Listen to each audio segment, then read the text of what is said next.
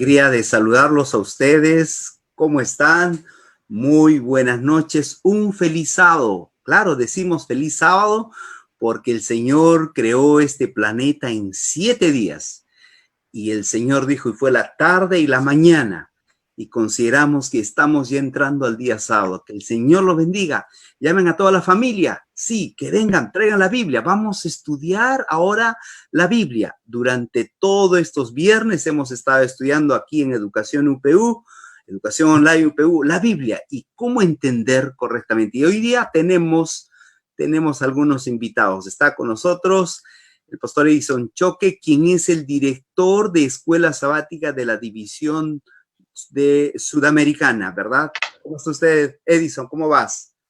Mucho gusto, doctor Gluder. Es una alegría muy grande participar de este selecto panel para estudiar la palabra de Dios. Ahora mismo está usted en Brasil, ¿verdad? Sí, estoy ahora en Brasil. Son 2 horas de diferencia, ¿no? 2 horas de diferencia, gracias. Ya están ustedes adelantando 2 horas de diferencia. ¿Cómo está el clima allá? ¿Cómo va? Bueno, comienza a enfriar en la parte sudeste del Brasil, en Brasilia, y la parte norte siempre es caliente y la parte sur comienza a enfriar un poco más, ¿no? Hay un clima variado, pero el ánimo de saber que Dios está acompañando nuestra jornada, inclusive en este momento crítico, nos da una sonrisa en el corazón. Qué bueno, ¿eh? También tenemos la alegría de tener con nosotros al rector de la Universidad Adventista de Bolivia. Me refiero al doctor Eber Piñeiro, exalumno de esta institución. ¿Cómo está usted, Eber? Muchas gracias, doctor Gruber. Gracias también por la oportunidad de compartir. En mi alma mater, yo pasé 5 hermosos años allí en mi formación de pregrado y después tuve la oportunidad de estar durante 3 veranos, 4 veranos prácticamente, para la maestría. Y fue muy lindo reencontrarnos con muchos amigos, muchos colegas que pues han pasado por esa linda universidad. Y obviamente, como muchos saben, y para los que no saben también, yo me traje una linda peruana para las tierras bolivianas. Así wow. ¿Qué hora tienen por ahí en Bolivia ahora? Me casé. ¿Sí? ¿Qué hora tienen? Perdón. Es una hora después. Es decir, en este momento son las 19:19. 19 minutos. Bueno, así bienvenido. Es. Gracias muy por la poder participar con ustedes. Gracias. También está alguien, si tenemos el doctor Eber Piñeiro, especialista en Antiguo Testamento, tenemos ahora a alguien del Nuevo Testamento. Está con nosotros el doctor Benjamín Rojas, profesor de la Facultad de Teología de esta institución. Muy buenas noches, doctor Gluder. Muy buenas noches también a los colegas que nos acompañan en este panel. Es realmente un privilegio ser parte de este grupo para dialogar, conversar. Creo que un tema muy interesante, un tema que creo que va a captar la atención de los que van a escuchar, porque vamos a hablar sobre interpretación del texto bíblico, algunas cosas que siempre salen a flote cuando se habla de la palabra de Dios y cómo entenderlo, ¿no? Estamos felices y contentos de compartir este momento con cada uno de ustedes. Nos alegra tener a cada uno de ustedes, realmente es una alegría tenerlos a ustedes. Saben, hoy vamos a hablar de un tema que es importante. Miren este cuadro, quiero mostrarles a ustedes este cuadro. Aquí hay figuritas, ¿verdad? Parecían letras que uno no piensa. Este es el griego. El griego es uno de los idiomas que escribió el Nuevo Testamento. El Antiguo Testamento, como hemos visto, se escribió en hebreo. El griego tiene una peculiaridad. La peculiaridad es que las palabras pequeñas que se llaman preposiciones marcan dirección. Es diferente decir yo tengo un vaso con agua o un vaso de agua. Yo tengo aquí un vaso. No hay un vaso de agua porque si no sería de hielo, ¿verdad? Entonces, esas pequeñas palabritas con, de, hacia, a, para, cambian dirección. Entonces, el griego básicamente se forma de eso, de esas palabritas que dan sentido a una palabra. Por ejemplo, esta palabrita peri, de ahí viene la palabra perímetro, ¿no? O aquí esta palabra ek, de ahí viene éxodo, que es salida, viene adentro y sale hacia afuera, éxodo, o exégesis, tiene que estar de adentro para salir afuera. Y algunos dicen exégesis, que viene de afuera, que viene hacia adentro, ¿no? O hay una palabra que hemos estudiado, han escuchado estos días también, es acerca de apocalipsis. Aquí está apo, que desde esta linita para allí, es desde aquí para adelante. ¿Qué será la revelación? Desde ahí para adelante, dice la revelación de Jesucristo. ¿Cómo entender todo esto? ¿Cómo comprender que siendo que la Biblia fue escrita en hebreo, fue escrita en griego, y ahora lo tenemos en español? Tenemos tantas Biblias, tengo aquí una Biblia en portugués, tantas versiones que hay. ¿Cómo entender realmente la Biblia? Pastor Choque, ¿qué nos podría explicar? Bueno, las palabras bíblicas están llenas realmente de significado y muchas veces tienen matices que dependen de su contexto, ¿no es así? Y una oración, por ejemplo, una oración, un capítulo, un libro de la Biblia, o posiblemente toda la escritura, pueden influir en el significado realmente concreto de un texto. Por eso la comprensión de estos matices en los idiomas originales aclara y también enriquece el mensaje de la Biblia. Es un tema apasionante, valdría la pena dedicar tanto tiempo, pero el tiempo es corto y creo que vamos a comenzar a definir algunos detalles. Estoy feliz de poder apoyar y a comentar juntamente con ustedes este tema.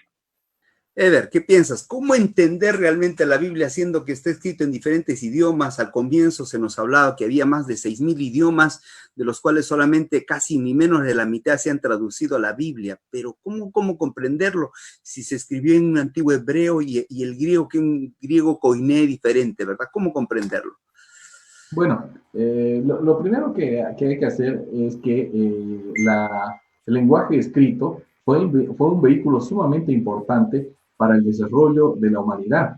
No podemos rastrear exactamente cuándo comienza, aunque hay algunos atisbos históricos, ¿no? Los primeros rastros de escritura, de comunicación escrita, fue en la cultura sumeria, allí en Mesopotamia, ¿no? Y después fueron varios desarrollos, primero un estilo cuneiforme, ¿no? Que se usaban unas puñitas para poder moldear allí encima de unas tablillas, y luego fueron un lenguaje un poco más complejo, donde un signo simbolizaba una idea y luego un símbolo significaba una letra, y esas letras unidas formaban palabras.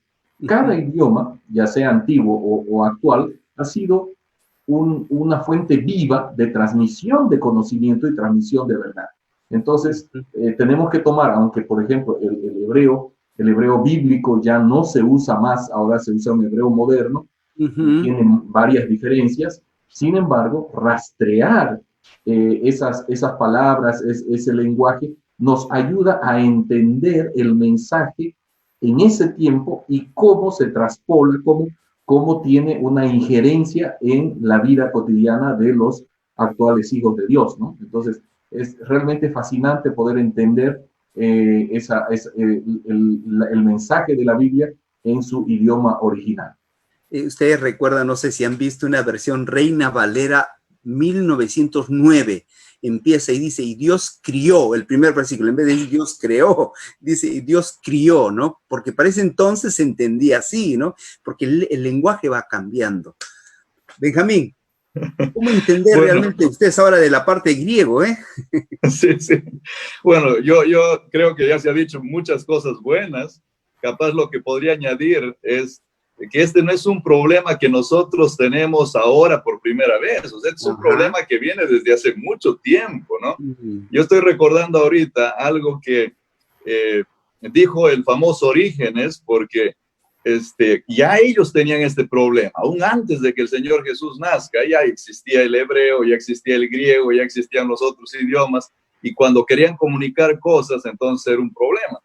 Y alguien le preguntó a Orígenes, le dijo, mira, ¿cómo hacemos para saber si realmente Dios nos dice alguna cosa, ¿no? Entonces, y él, perdón, sí es Orígenes o Sócrates, ahorita ya se me mezcló Parece que es Sócrates. ¿no? Sócrates me parece que es. Entonces, él responde y dice así, mire, no hay problema, porque Dios se puede comunicar a todos los hombres y en todas las lenguas. Esta respuesta, yo creo que es importante que nosotros la recordemos acá. O sea, hay muchos idiomas, ¿no? Pero no vayamos a llegar a tener la idea de que, bueno, tengo que sí o sí saber hebreo, tengo que sí o sí saber griego para recién entender la Biblia. O sea, creo que entre muchos de los errores que Sócrates dijo, esto es una gran verdad que él dijo. Él dijo, en cualquier idioma y a cualquier persona, Dios tiene la habilidad de comunicarse. Entonces, en nuestra Biblia en español, también Dios nos puede hablar, ¿no? Nos puede hablar. Ahora, claro, es mucho mejor saber algunos idiomas, nos va a ayudar a comprender, pero para tal vez dar un retoque a la pregunta inicial de usted, pastor, yo creo que más importante que el mismo estudio de la palabra está el asunto de obedecer la palabra.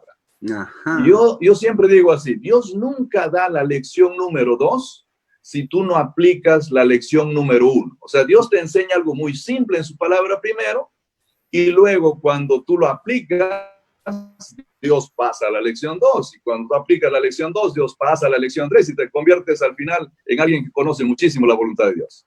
Qué interesante. ¿Se acuerdan ustedes que teníamos el hebreo? Eran rollos, ¿verdad? ¿Se acuerdan? No es como los libros que ahora que tenemos hojitas. Anteriormente se escribieron en rollos, después fueron esos pergaminos gruesos, y para matar habría que tener ese cuerito, habría que matar un animalito, era más o menos que era pues 50 centímetros, 60 centímetros, o sea, todo un trabajo para crear todo un libro, y eso ni siquiera lo tenía en cada casa. Yo tengo aquí un montón de libros detrás, pero antes no había eso, no es que cada uno tenía en su casa eso, tenía un rollo y solo estaba en el templo, después pasó a la sinagoga, todo un proceso. ¿Cómo es que ahora todos tenemos la Biblia y ahora lo manejamos aquí, ¿no? Debe haber un propósito. Edison, ¿cuál es el propósito finalmente del mensaje bíblico, del propósito de la Biblia? Bueno, en realidad, Dios nunca permitiría jamás que la idea original que tenía de que transmitir a los seres humanos fuese tergiversada. Él cuidó no solo desde el proceso de escribir, desde el proceso de traducir, después el proceso de poder inclusive para el lector interpretar. Entonces, por eso la Biblia dice que el Espíritu de Dios nos guía a toda verdad. Pero, ¿cuál es el propósito? Yo creo que hay un texto aquí en la Biblia que está en el libro 2 de Timoteo, el capítulo número 3, versículo 15. Es un texto muy clásico. Tal vez el 16, 17 podríamos leer, pero yo solo quiero leer una partecita del versículo 15 que dice: y que desde la niñez has sabido las escrituras, las cuales te pueden hacer sabio. ¿Para qué? Para la salvación por la fe en Cristo Jesús. Ahí está. Entonces, Dios quiere mostrarnos su salvación. Entonces, depende mucho de esta información. Es como una luz para llevarnos a un camino seguro de salvación. Por esto yo creo que la Biblia es el libro más importante de todos los libros, porque no tiene apenas información histórica, confirmación profética, no. La principal información de la Biblia es conducirnos a la salvación. Es el gran deseo de Dios. Es interesante. ¿Se acuerdan ustedes? El Antiguo Testamento fue en hebreo, el Nuevo Testamento fue en griego, después todo eso se tradujo al latín. Durante casi 1000 años solamente se leía en latín, y no era para todos, era un grupo de personas que leían, y luego la Reforma vino en el siglo XVI, donde se pedía que la Biblia llegue en lenguaje del pueblo, en un lenguaje comprensible, y ese es el resultado de lo que tenemos ahora, es la Biblia, ¿verdad? Ever, ¿por qué entonces es tan importante conocer el significado de las palabras? ¿Ya hablaste algo? ¿Cuántas letras tiene el vocabulario hebreo? 22. 22.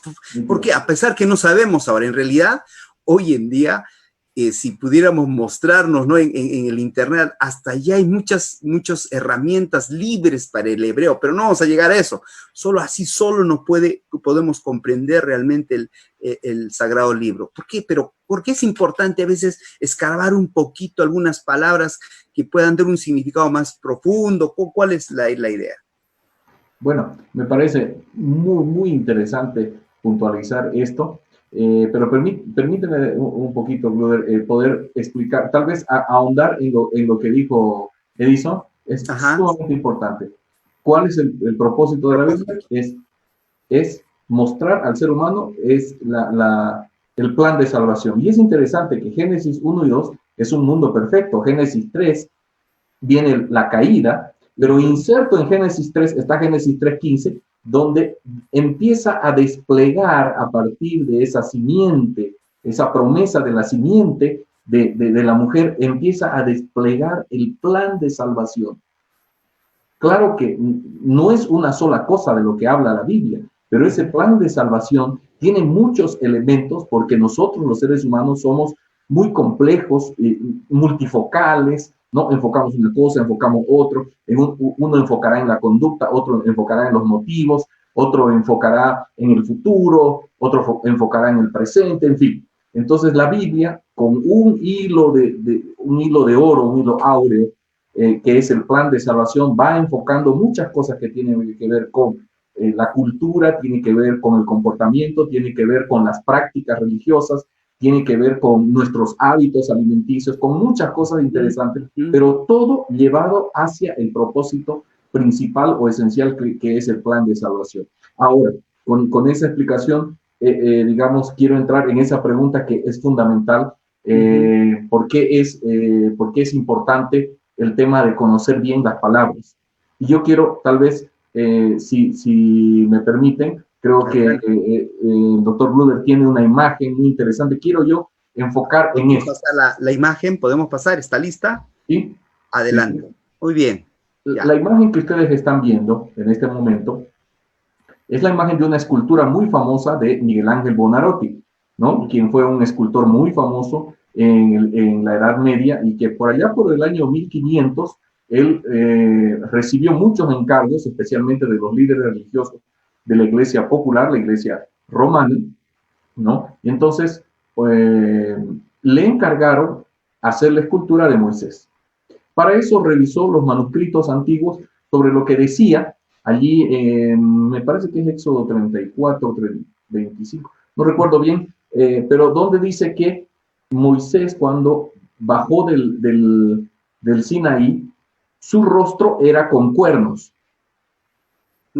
¿Cuál fue el problema? El problema es que el hebreo tiene generalmente sus palabras son muy cortas, tienen solamente 3 consonantes y generalmente 2 vocales.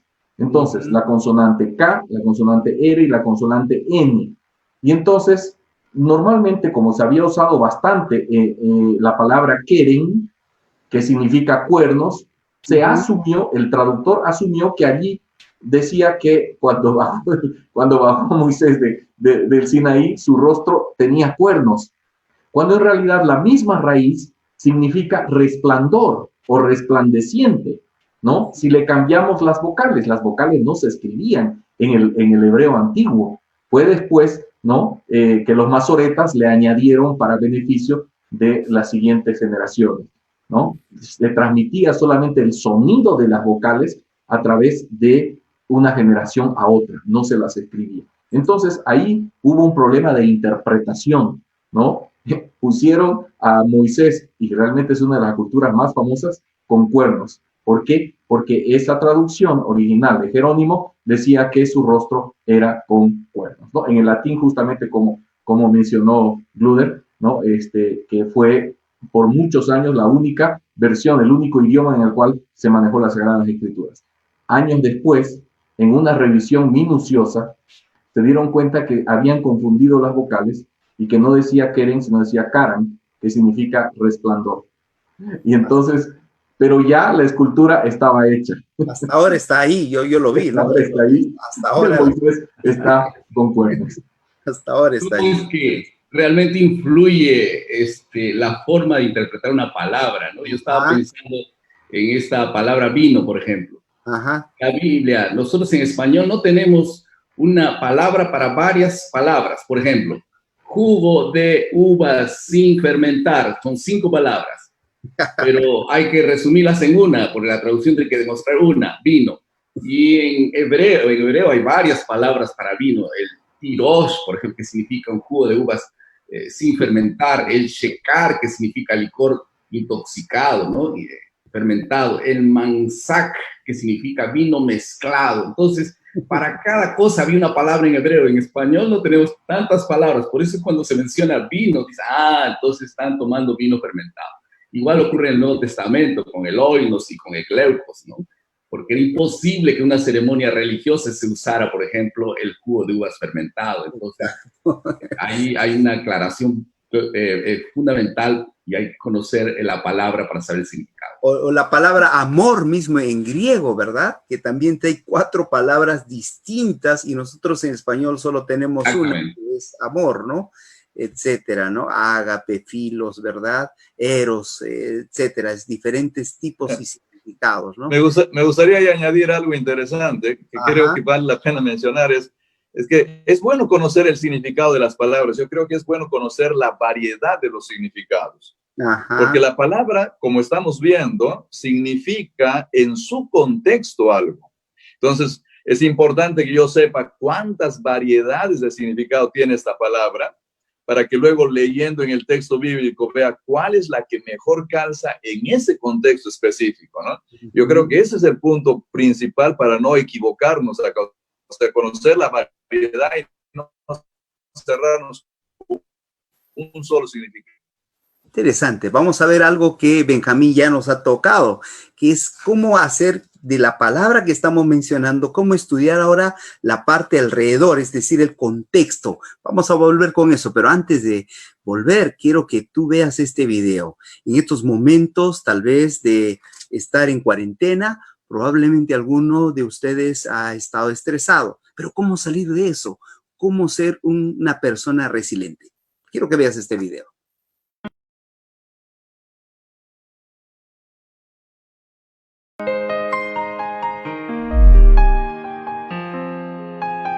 Al ver esta planta, me puedo imaginar cómo habrá luchado con la roca y con el cemento para poder brotar y ser un ejemplo para nosotros. Cuando en nuestra vida se presentan eventos negativos, podemos reaccionar de distintas formas. Un shock, un llanto, gritar, tal vez temblar. Algunos hasta pueden llegar a desmayarse. Pero dentro hay una esperanza. Después de esos momentos, nos sentamos, nos ponemos a pensar y empezamos a planificar, a soñar y a hacer una lluvia de ideas de cómo confrontaremos ahora lo que viene por delante. Lo vi crecer esta planta. Esta es la entrada en la casa donde vivimos. El tiempo que lo iba viendo brotar desde tan pequeño me recordaba cada que pasaba de la resiliencia. Así como esta planta ha brotado en medio del cemento y de la piedra, logró crecer y ahora adorna este lugar, no tenemos que dejarnos vencer por las vicisitudes de este mundo, de lo que estamos pasando, las cosas negativas que suceden en nuestra vida. Debemos de salir adelante con mucha fe.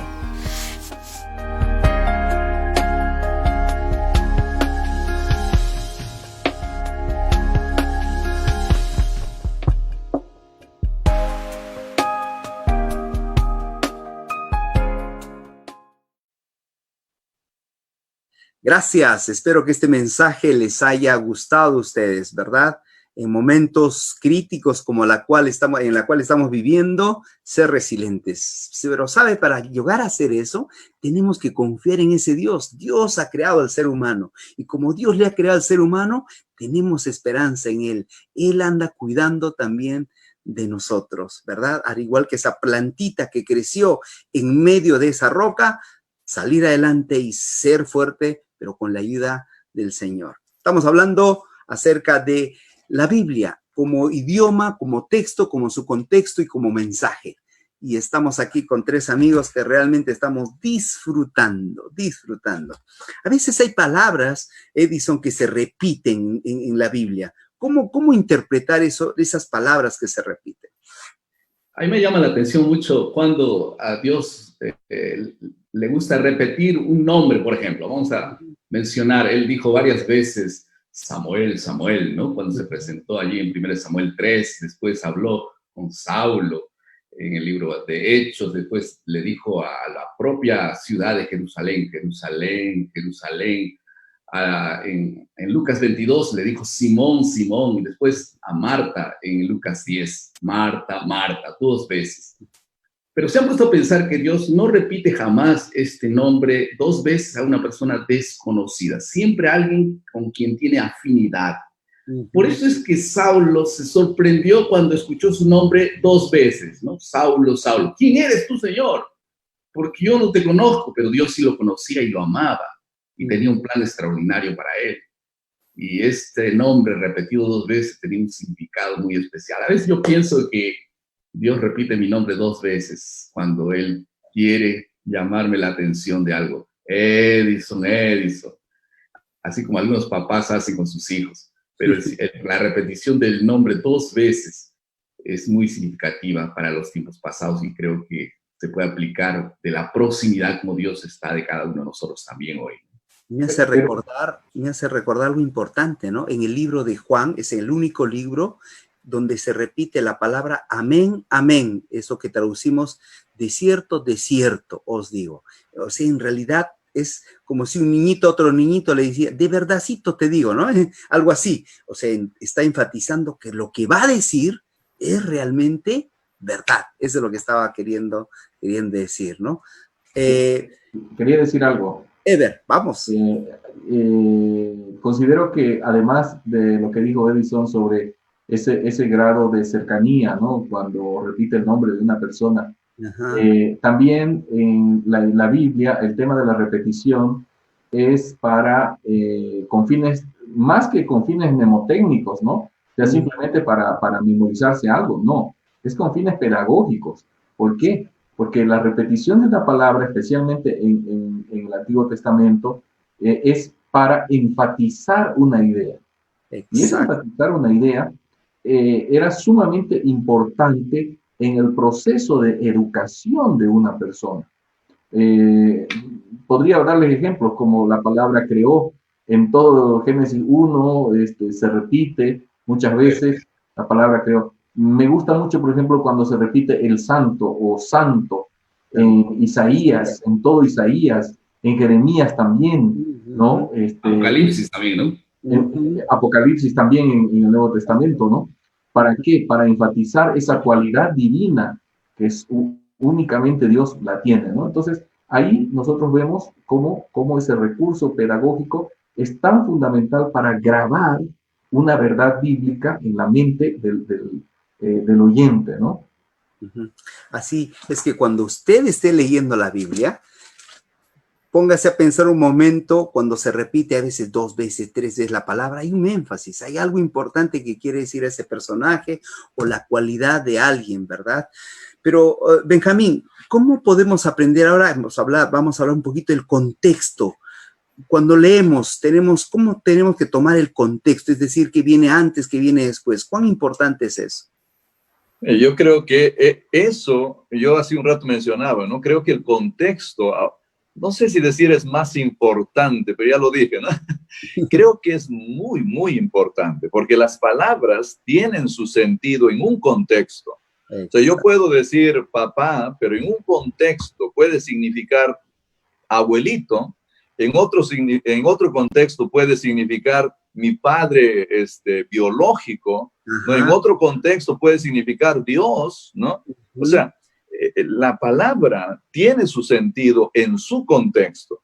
Y en la Biblia nosotros encontramos, o sea, palabras muy variadas que en distintos contextos significan distintas cosas. Viene a mi mente ahorita la palabra famosísima en el libro de Hebreos, en el capítulo 11, en el versículo 3, cuando dice que Dios creó el mundo, ahí está la palabra aion. Esa es una palabra griega que normalmente su traducción tendría que ver con tiempo, pero en realidad también tiene una variedad de traducciones, ¿no? Pero es la misma palabra que se usa cuando el Señor Jesús enseña a sus discípulos a orar y les dice, ¿saben qué? Al final de la oración le dice, mira, que sea la gloria y la honra por todos los siglos, ¿no? Es la misma palabra por todos los siglos, es esa palabra, pero no podríamos decir ahí por todos los mundos, ¿no? Por todos los universos, estaría fuera de contexto. Pero en Hebreos 11, sí, el contexto es muy adecuado para traducirlo como universo o como mundo. Entonces, las palabras tienen un sentido especial dependiendo del contexto. Y hay que leer, entonces, no solamente unos versículos atrás. Porque fíjense que para ver el contexto, a veces hay necesidad de leer el libro entero. Un ejemplito más de cuán importante es esto. La palabra argiereos es una palabra que se traduce como sacerdote.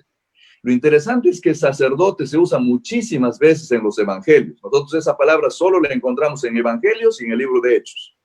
Además, está en Hebreos. Y no hay en ningún otro lugar más. Solo en Hebreos, Hechos y los evangelios.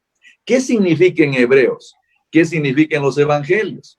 O sea, ahí hay que leer todo Hebreos para ver que arquereos en los evangelios, en Hebreos, significa el Señor Jesús prácticamente, mientras que en los evangelios significa todos estos individuos que a veces iban en contra del Señor Jesús, ¿no? Entonces, es importantísimo el contexto para entender las palabras en la Biblia.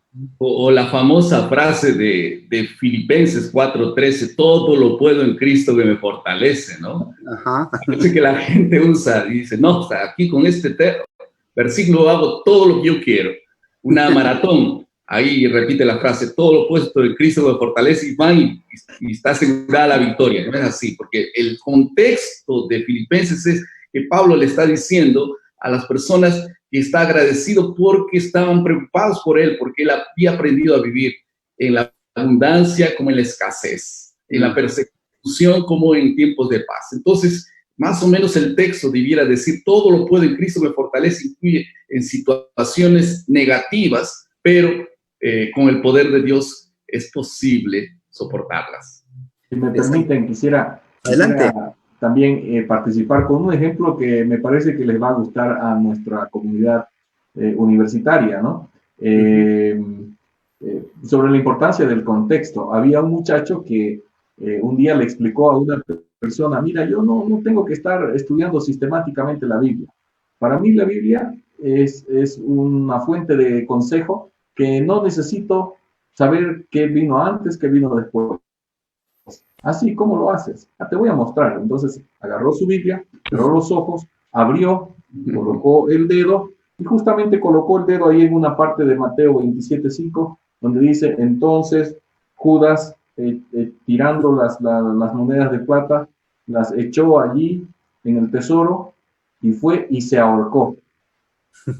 Caramba, dijo, esto no puede ser. Cerró la Biblia nuevamente, la volvió a abrir, puso en la parte que dice, ve tú y haz lo mismo. Entonces dijo, muchacho, no, esto no me puede estar pasando a mí. Le voy a dar una oportunidad más a la Biblia. Volvió a cerrar los ojos, cerró su Biblia, la abrió así, ¿no? Por casualidad. Otra vez colocó el dedo y justamente en una parte de Juan 13:27, donde dice, lo que tienes que hacer, hazlo pronto.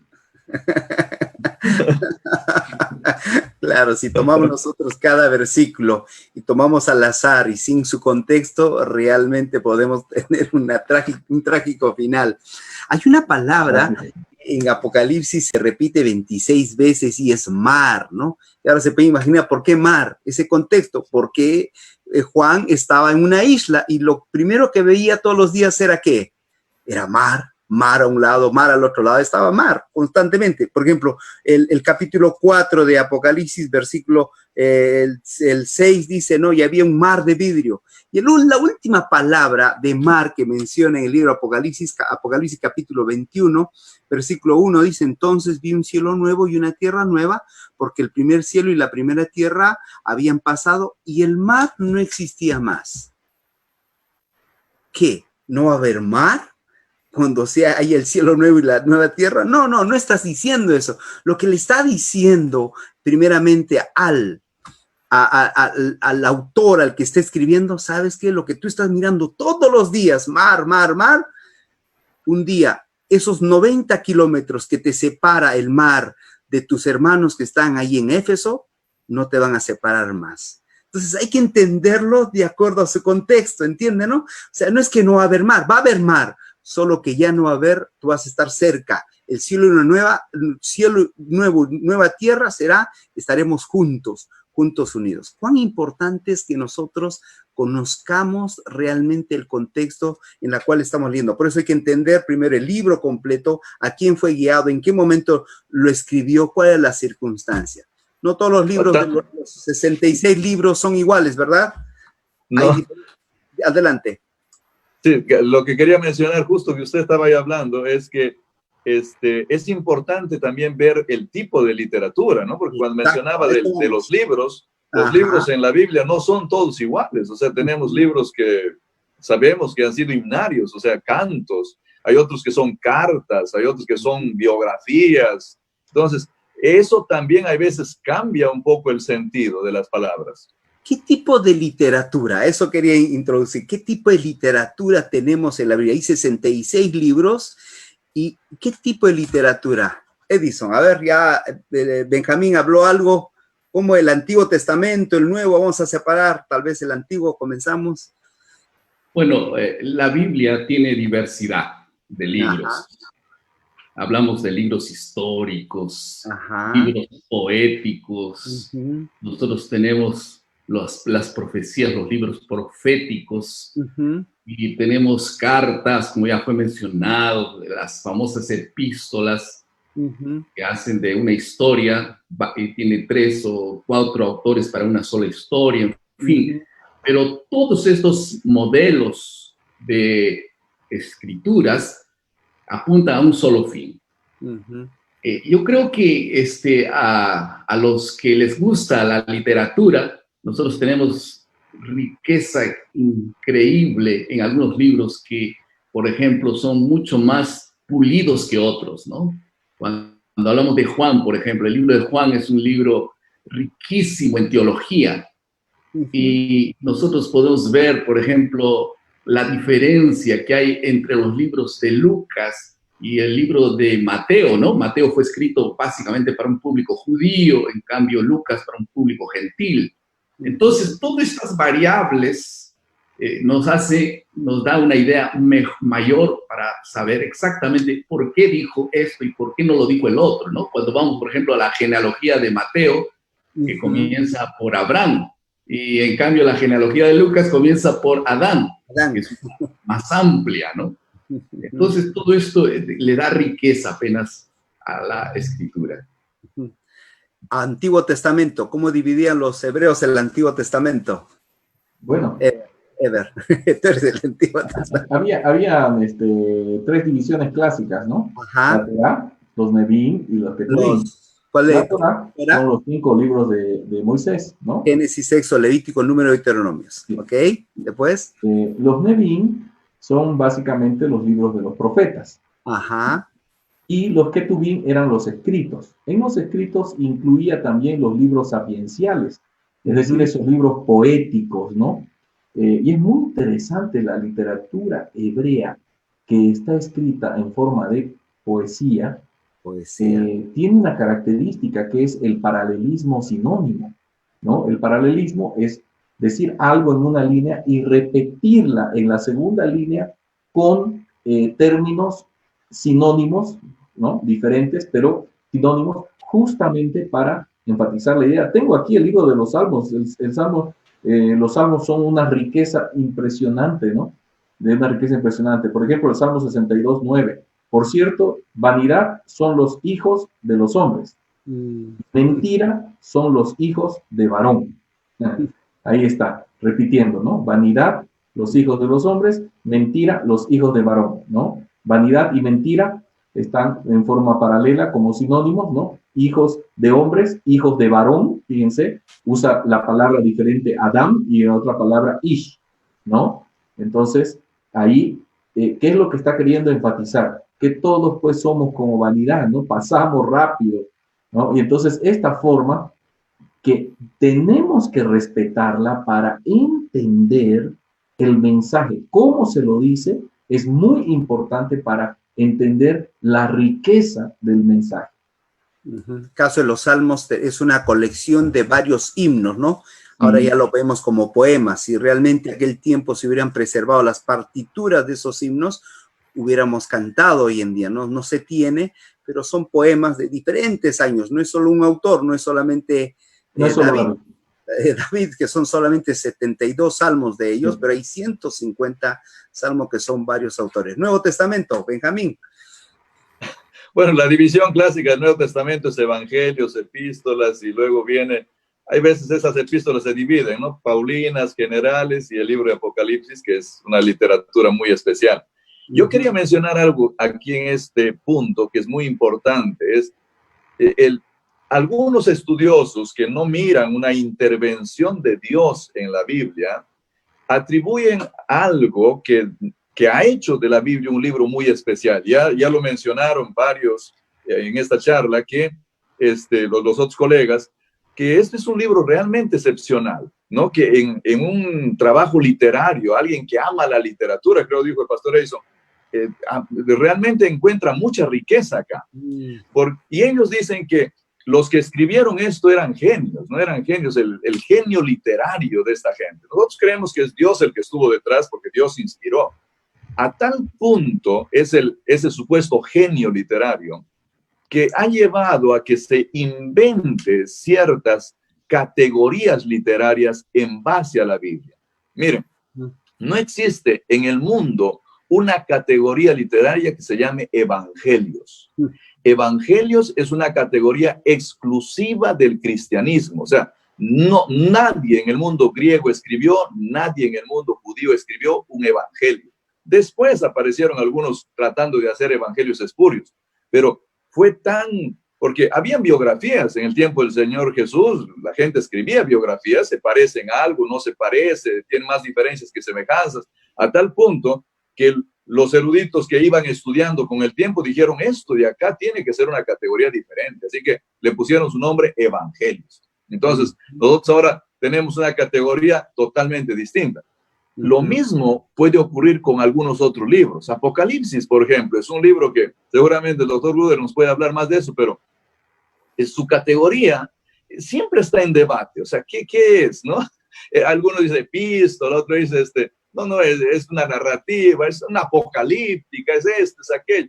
O sea, es todo un asunto muy interesante, porque es cierto que hay una visión respecto a la literatura, pero también existe esa limitación de a veces no poder identificarlo tan claramente de qué se trata. Y ahí Dios interviene para que al fiel que quiere realmente entender la palabra de Dios, le llegue su mensaje.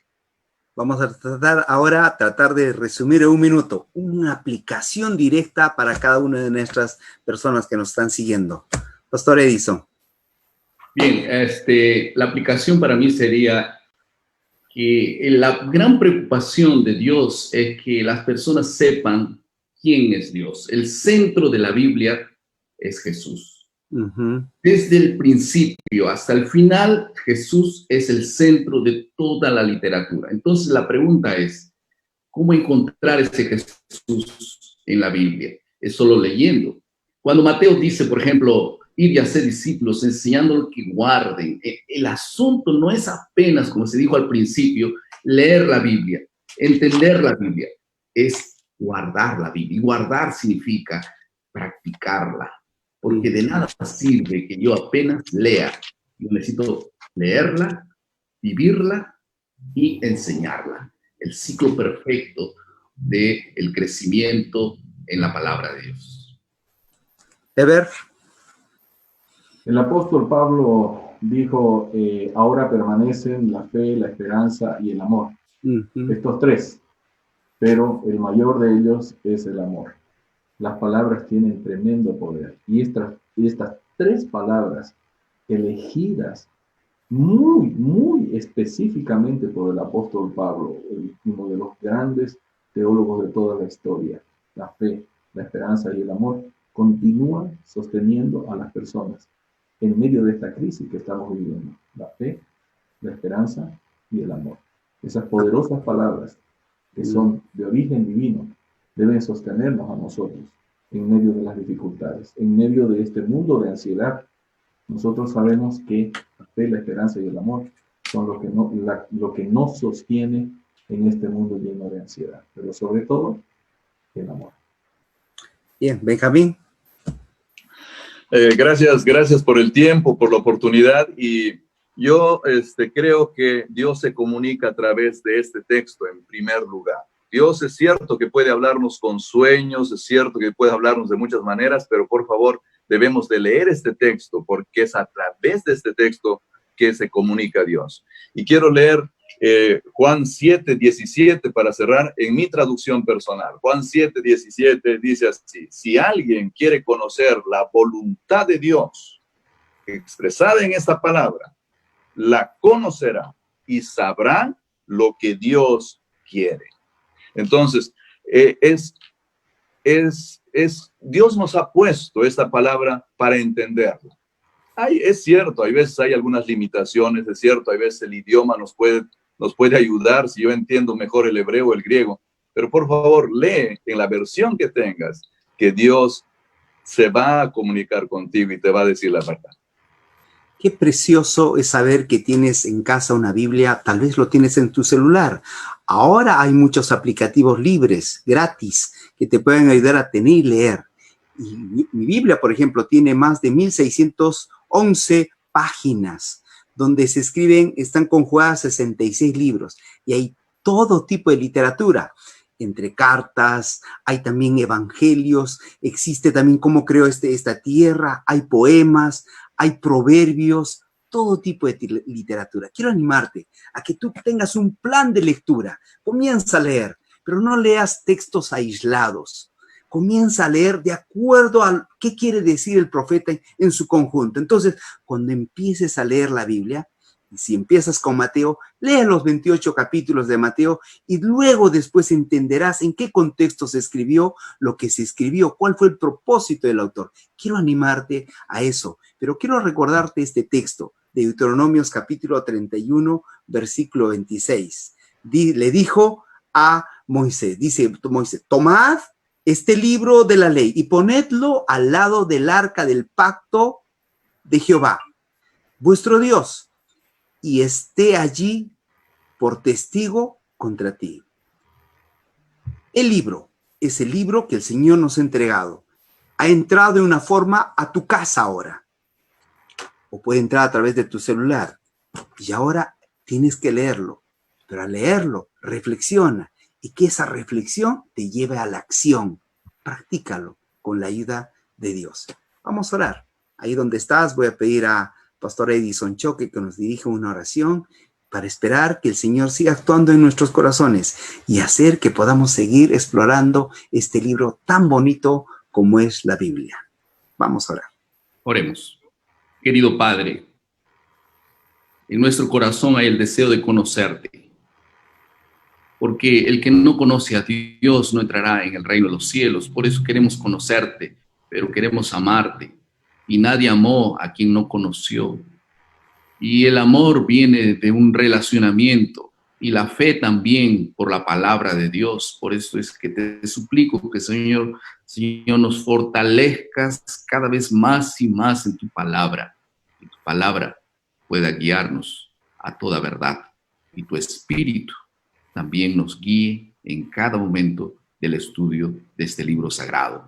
Bendice a aquellos que están sufriendo, bendice a aquellos que están clamando, bendice a aquellos que están necesitando la intervención de Dios. Por favor, pasa por sus vidas esta noche. Dales tu paz. En el nombre de Jesús. Amén.